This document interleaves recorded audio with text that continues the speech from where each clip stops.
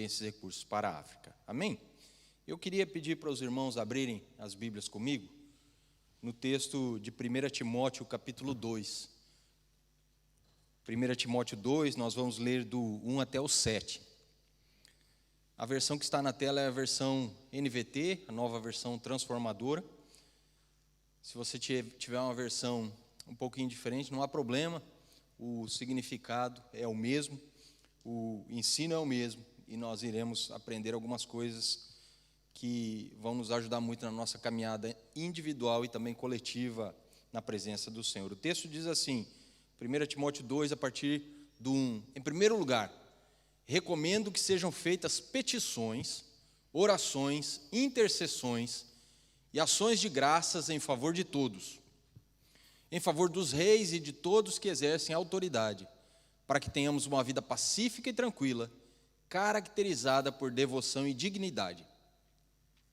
Isso é bom e agrada a Deus, nosso Salvador, cujo desejo é que todos sejam salvos e conheçam a verdade.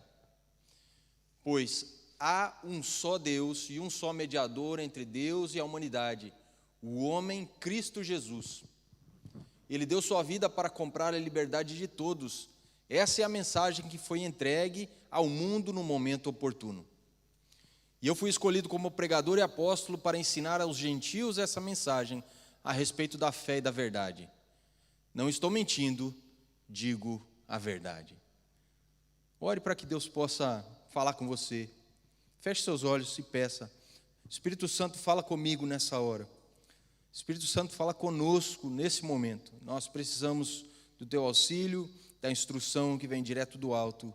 Que o Senhor possa nos ensinar, que o Senhor possa nos transformar, que o Senhor possa nos direcionar, nos orientar. Nós oramos em nome de Jesus, pedimos que nada venha nos atrapalhar, que a nossa mente esteja cativa nesse momento à obediência de Cristo e que o nosso coração esteja aberto para receber a tua mensagem, em nome de Jesus. Amém. E graças a Deus. Eu gostaria de chamar a atenção dos irmãos para aquilo que acontece no capítulo 1. No capítulo 1 nós vemos Paulo, ele instruindo o seu discípulo, o seu pupilo Timóteo. Timóteo era um jovem que estava à frente da igreja de Éfeso, e Paulo começa dizendo a respeito das adversidades, a respeito dos falsos mestres, daquelas pessoas que pregavam um evangelho diferente daquele que estava sendo pregado pelos apóstolos. E Paulo vai instruindo Timóteo, dizendo que ele precisava tomar cuidado, que ele precisava estar atento, que esses falsos mestres eles tinham mesmo a intenção de desviar as pessoas, de atrapalhar o progresso do evangelho, de desestabilizar a igreja de alguma forma. E Paulo, ele passa disso para um compartilhamento para com os seus discípulos, né, em especial com Timóteo e depois com a igreja que Timóteo ele estava pastoreando, dizendo a respeito de si mesmo. Ele falou, olha, eu sou pregador desse evangelho porque esse evangelho ele transforma. Eu era um blasfemo, eu era um perseguidor da igreja, eu era uma pessoa que eu posso até me considerar o pior dos pecadores, mas o Senhor, ele me salvou, ele me perdoou, e ele me escolheu para continuar levando a mensagem da salvação através de Cristo Jesus adiante. E ele dizia que essa mensagem era uma mensagem digna de confiança e que todos deveriam ter acesso a ela para poderem aceitá-la. E Paulo, ele fala, olha, apesar de eu ter sido aquilo que eu fui, o Senhor, ele me escolheu, ele me perdoou, ele me encontrou, ele lavou-me, ele passou do sangue dele sobre mim, e agora eu não sou mais aquele, eu sou diferente. Agora eu instruo os outros, eu ensino os outros, eu levo a salvação até as outras pessoas. Por isso, Timóteo, você precisa estar atento com aquelas pessoas, mas também saber que o Senhor, ele transforma até os piores dos piores em pessoas dignas e que se transformam em mensageiros da sua palavra e que podem ajudar outros a chegar ao conhecimento da verdade. Mas para isso, Timóteo, existem algumas responsabilidades e algumas instruções que você necessita receber, que a igreja precisa também receber e colocar em prática. E são essas mensagens e essas instruções que eu gostaria de compartilhar com os irmãos nessa noite. Não todas, claro, mas algumas, pelo menos 4, eu encontro aqui nesse texto, do verso 1 até o verso 7, que nós lemos. São instruções para que a igreja possa ser uma igreja fiel, para que a igreja possa ser uma igreja eficaz.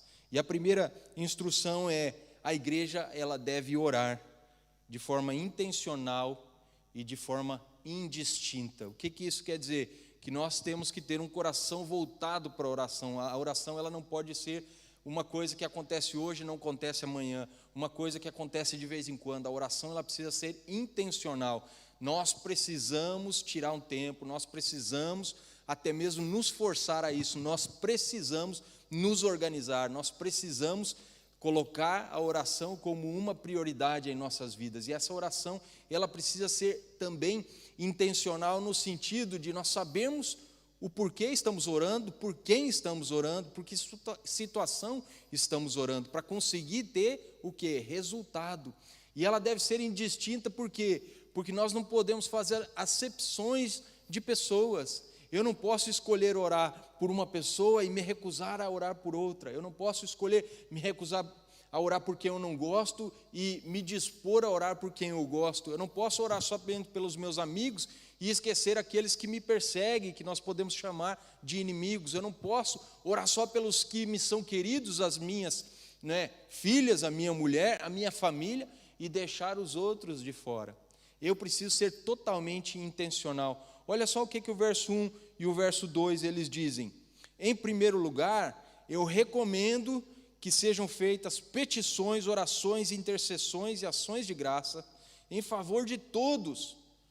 Paulo está dizendo, é em favor de todos, não é em favor de alguns, é em favor de todos. Eu não vou entrar aqui no detalhe da diferença entre petição, oração, intercessão, ação de graça. O que eu quero focar é na intenção de orar por todos, não fazermos distinção, mas sim colocarmos todas as pessoas diante de Deus, as que nos são chegadas e as que não nos são chegadas, os crentes, mas também os descrentes, os da igreja, mas também os de fora, aqueles que nos são bonzinhos, mas aqueles que nos perseguem. Nós precisamos ter esse tipo de intenção. A igreja deve orar de forma intencional e indistinta. A igreja deve orar para combater o falso ensino. Nós combatemos o falso ensino com o ensino correto, mas nós também o combatemos através da oração. A oração deve ser, então, essa prioridade em nossas vidas, não só para que a gente alcance o favor de Deus, mas para que outras pessoas sejam alcançadas por Deus. Amém? Para que outras pessoas encontrem o favor de Deus também, para que outras pessoas sejam ajudadas por Deus, para que outras pessoas sejam abraçadas por Deus, para que outras pessoas elas possam ter aquilo que nós já temos de Deus. Nós precisamos orar pelas pessoas, temos que fazer isso em favor de todos. E o verso 2 ele diz, em favor dos reis e de todos os que exercem autoridades. Isso aqui em tempos de eleições, então, deveria ser um versículo que nós precisaríamos ler diariamente para nos lembrarmos que devemos ler não só o versículo para termos informação, mas para colocarmos em prática e orarmos pelos políticos, pelos governantes, por aqueles que estão acima de nós, não só por causa daquilo que eles fazem, mas porque a gente entende que eles precisam ser tocados por Deus para fazer aquilo que o céu recomenda que seja feito. Nós oramos para que a vontade do Senhor seja feita assim na terra como ela é no céu, amém? E para ela ser feita como ela é no céu aqui na terra, nós temos que orar colocando essas pessoas que estão em posição de autoridade e na governança para fazer a vontade de Deus, e nós só conquistamos isso através da oração.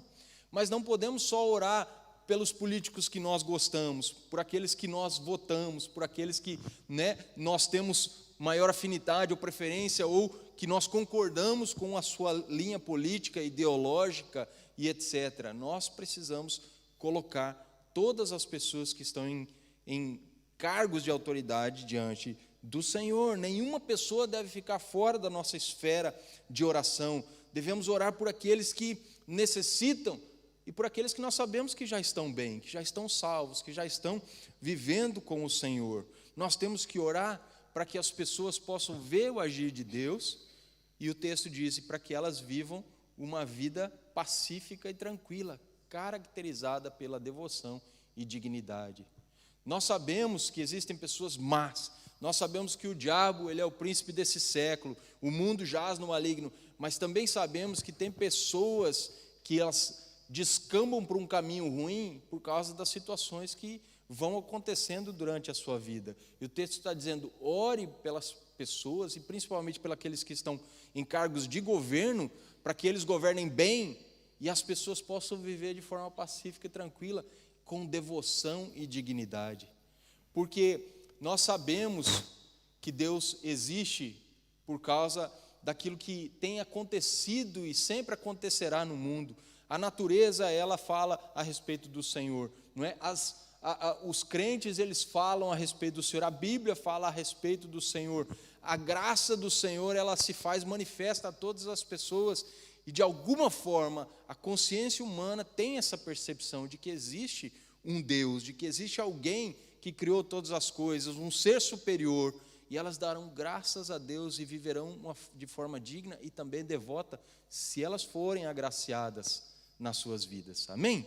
Então, a primeira instrução que eu encontro nesse texto, nesses versos 1 e 2, é a instrução de nós orarmos de forma intencional e indistinta, sabendo por aquilo que estamos orando, sem fazer acepção de pessoas, orarmos por todos, para que Deus possa fazer a obra dele nesses corações, amém? Segunda instrução que eu encontro aqui nesse texto, versos 3 e 4, a igreja deve lembrar que Deus deseja a salvação de todos. Paulo está dizendo, Timóteo, olha, você precisa ter essa instrução e você precisa instruir outros. A igreja, ela deve sempre enfatizar que a vontade de Deus é que todos se salvem e cheguem ao conhecimento da verdade.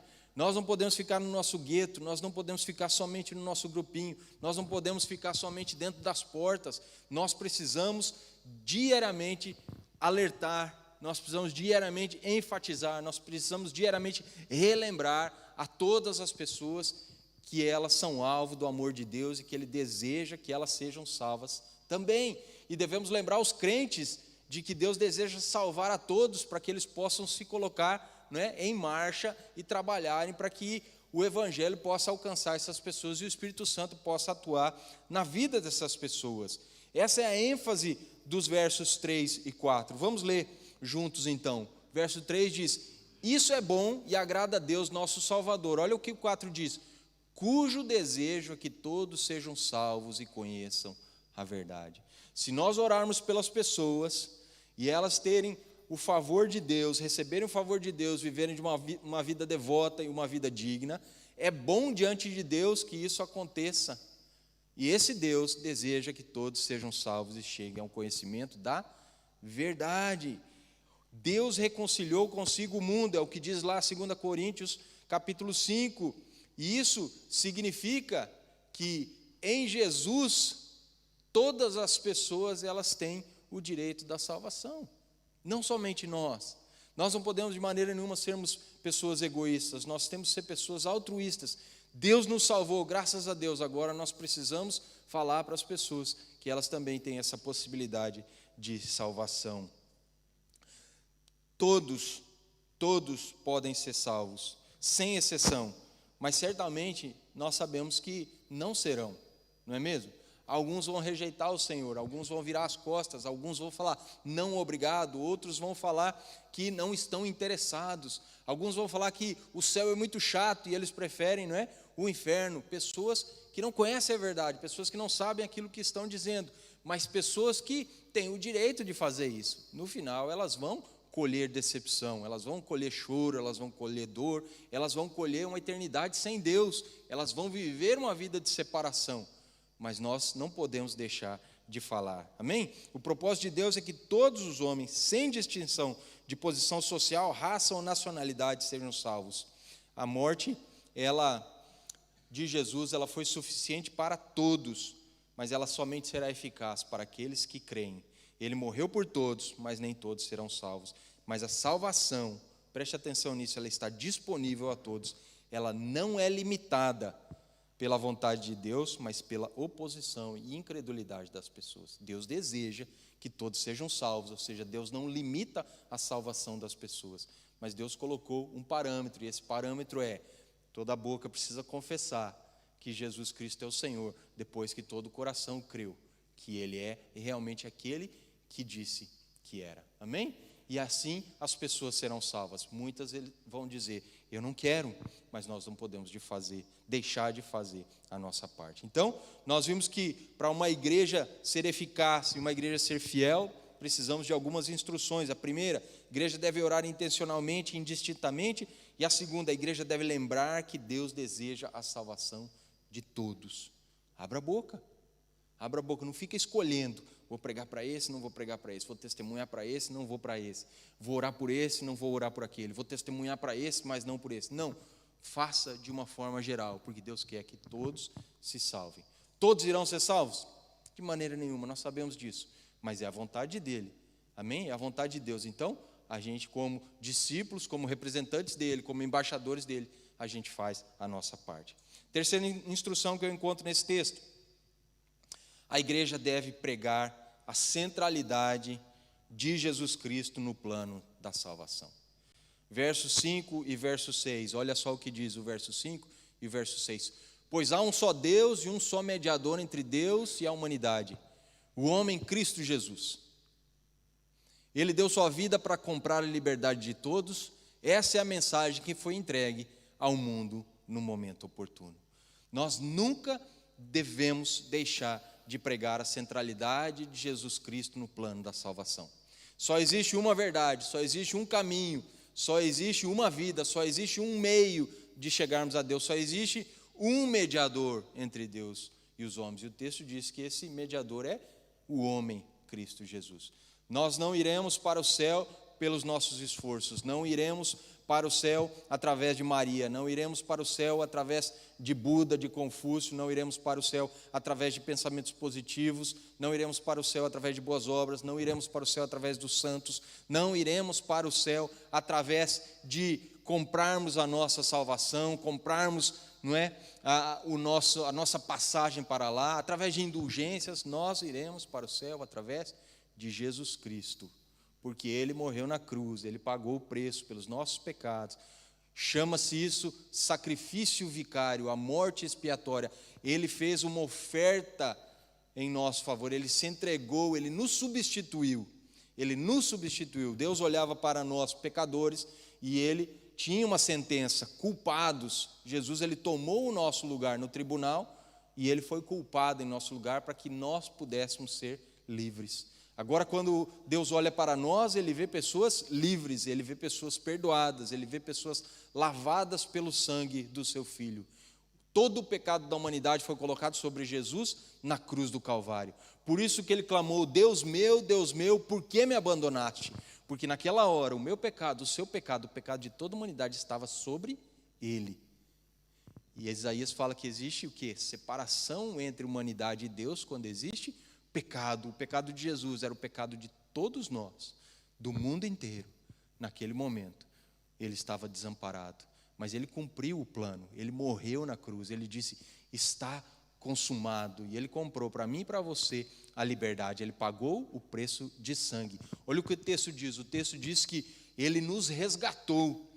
Resgate é justamente isso, é quando eu pago o preço por alguém que estava escravo, eu resgato ele das mãos do seu antigo dono e agora ele me pertence. O Senhor fez isso conosco, a minha vida não é minha mais, ela é do Senhor. A sua vida não é sua mais, ela é do Senhor, porque Ele pagou o preço e Ele comprou-nos. E Ele nos tirou das garras de Satanás, nos tirou da condenação eterna, do fogo do inferno. Agora nós somos dele, amém? Então, a centralidade de Cristo no plano da salvação, ela precisa ser sempre enfatizada. A morte substitutiva na cruz é aquilo que garante a nossa salvação, amém? Ele é o nosso resgatador, o nosso redentor, aquele que pagou o preço pela nossa libertação do pecado. Como eu falei antes, 2 Coríntios 5 diz que Deus estava em Cristo para reconciliar consigo o mundo. Nós vivíamos em guerra com Deus, agora nós temos paz com Ele, através daquilo que Jesus fez na cruz do Calvário. Jesus é a única pessoa por meio da qual nós temos acesso ao Pai. E Ele próprio disse, eu sou o caminho, eu sou a verdade, eu sou a vida. Ninguém vai ao Pai, a não ser por mim.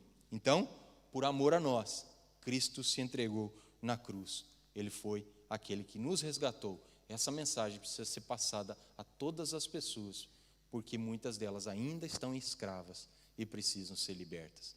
Jesus já morreu para resgatá-las. Elas precisam assumir isso, elas precisam aceitar isso, elas precisam receber isso, elas precisam compreender isso. E aí sim elas serão livres também para viver a vida eterna ao lado do Senhor. E a quarta e última instrução para nós finalizarmos. Verso 7. Verso 7 diz o seguinte: eu fui escolhido como pregador e apóstolo para ensinar aos gentios essa mensagem a respeito da fé e da verdade. Não estou mentindo, digo a verdade. Vou repetir. Paulo dizendo: eu fui escolhido como pregador e apóstolo para ensinar aos gentios essa mensagem a respeito da fé e da verdade. Não estou mentindo, digo a verdade. A quarta instrução que eu encontro nesse texto, depois de nós encontrarmos a instrução que devemos orar intencional e indistintamente, que devemos, como igreja, lembrar que Deus deseja a salvação de todos, que devemos, como igreja, pregar a centralidade de Jesus no plano da salvação. Deixa eu fazer um parênteses aqui. Paulo está falando isso porque aqueles falsos mestres do capítulo 1 não pregavam isso. Eles não pregavam essa centralidade de Jesus no plano da salvação. Eles pregavam qualquer outra coisa. E nós sabemos que isso precisa ser enfatizado sempre. E a quarta instrução é: a igreja deve entender a importância do chamado individual de cada cristão. Eu já preguei algo parecido aqui a respeito dos dons. Nós somos diferentes.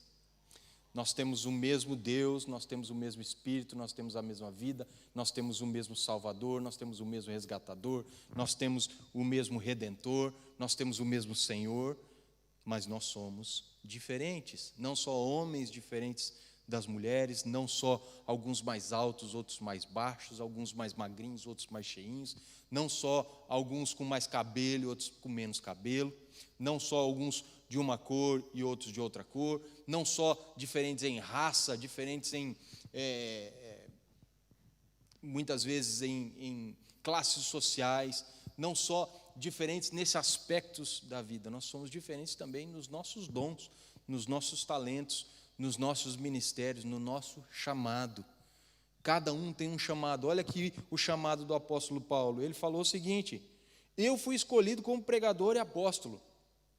Quantos de nós podemos falar a mesma coisa? Quantos de nós podemos falar assim: eu fui escolhido como pregador e apóstolo? Não é? Pouquíssimos. E ele continua dizendo: para ensinar aos gentios a mensagem a respeito da fé. Não estou mentindo, digo a verdade. Ele foi chamado como pregador, como apóstolo e também como mestre dos gentios.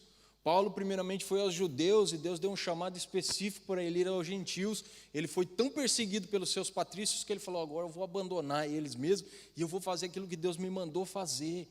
Chamados específicos. A igreja precisa entender a importância do chamado individual de cada um, porque aí nós vamos operar sem estar pisando nos calcanhares uns dos outros. Nós vamos conseguir operar de maneira a nos ajudar, a colaborar. Lembra do puzzle? Lembra do puzzle? Um puzzle que uma peça vai encaixando na outra até formar aquela imagem bonita que está na capa ali da caixa. Capa da caixa? Vocês entenderam, né? Na tampa da caixa, obrigado. Na tampa da caixa, não é? É a mesma coisa de uma orquestra.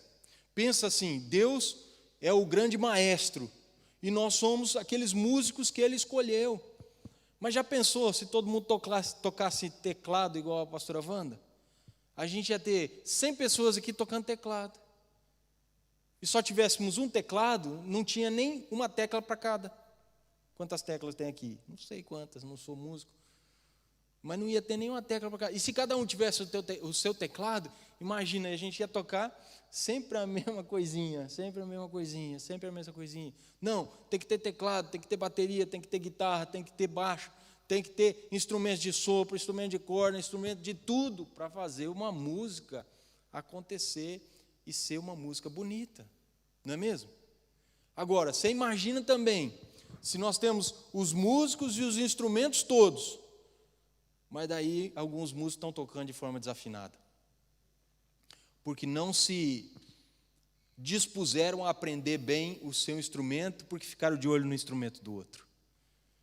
Vai ficar tudo atrapalhado também. Amém? É igual a gente no louvor aqui, um bate palma para cima, outro bate palma para baixo, um bate palma do jeito certo, outro bate no meio, outro bate do outro jeito, todo errado. E a gente aqui às vezes anda mesmo, né, tentando achar o ritmo do negócio.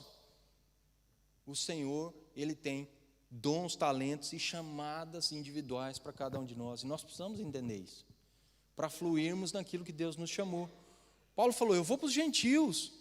Tem Pedro que vai para os da circuncisão. Ele falou, Pedro vai para os judeus.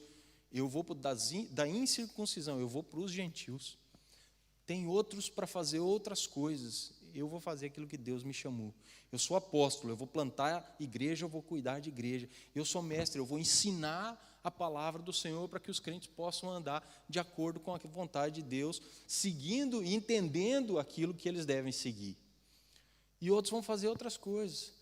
Por isso que existem tantas áreas de atuação, tantos dons, tanta coisa que a gente pode fazer. E a gente não pode ficar de olho no dom do outro, no talento do outro, no chamado do outro. Detecte o seu e ande. E a igreja precisa ter essa noção para que todos nós possamos andar da maneira correta. Temos que ter esse discernimento da importância da missão. A missão é maior que nós, gente. A obra é maior que nós. Eu não posso ficar no meu cantinho me agonizando por não ter aquilo que eu acho que eu deveria ter. Eu tenho que usar aquilo que Deus me deu, porque a missão ela é mais importante.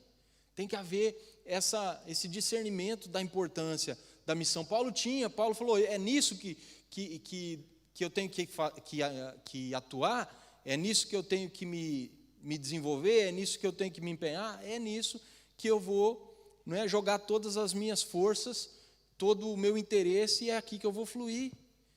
É para ser apóstolo? Eu vou ser. É para ser mestre? Eu vou ser. É para ser no meio dos gentios? É no meio dos gentios. É para ser pregador? Vou ser pregador. Foi para isso que Deus me chamou. E Ele via que outros eram chamados para outras coisas, e Ele auxiliava essas pessoas a fluírem naquilo que eles eram chamados. Então, reconheça o chamado. A igreja tem que reconhecer. Eu estou falando de forma coletiva, para que nós não venhamos aqui a ficar, sabe, com coisinhas uns com os outros, para nós não ficarmos aí de joguinhos, apontando o dedo, ressentidos. Não, vamos nos ajudar a fluir naquilo que Deus está nos chamando. E isso também nos leva a entender a responsabilidade do discipulado. Porque se eu tenho algo que Deus tem colocado na minha mão, eu tenho que trabalhar de forma que eu consiga discipular outras pessoas, porque eu sou chamado ao discipulado, não foi? Jesus falou, vão por todo mundo e façam discípulos. Então eu vou usar aquilo que Deus me deu, o chamado específico que eu tenho, para fazer discípulos. Mas também entendendo que existe um chamado geral que nos leva a fazer discípulos, como igreja de forma individual. Não é porque eu tenho um chamado específico, que talvez seja bem diferente dos outros, que eu vou negligenciar a área do discipulado. De maneira nenhuma. De alguma forma eu tenho que conseguir influenciar pessoas para que elas possam ser mais parecidas com Jesus no seu dia a dia. E isso também nos mostra que precisamos sempre estar focados na mensagem da cruz. Paulo, ele finaliza dizendo o seguinte: fui escolhido como pregador, apóstolo, para ensinar os gentios a mensagem a respeito da fé e da verdade. E ele enfatiza, olha, eu não estou mentindo, eu estou dizendo a verdade. Por quê? Porque ele está combatendo os falsos ensinos. Os falsos mestres diziam, Paulo não é apóstolo, Paulo não é mestre, Paulo não é pregador. E aqui ele está dizendo, eu não estou mentindo, eu estou falando a verdade.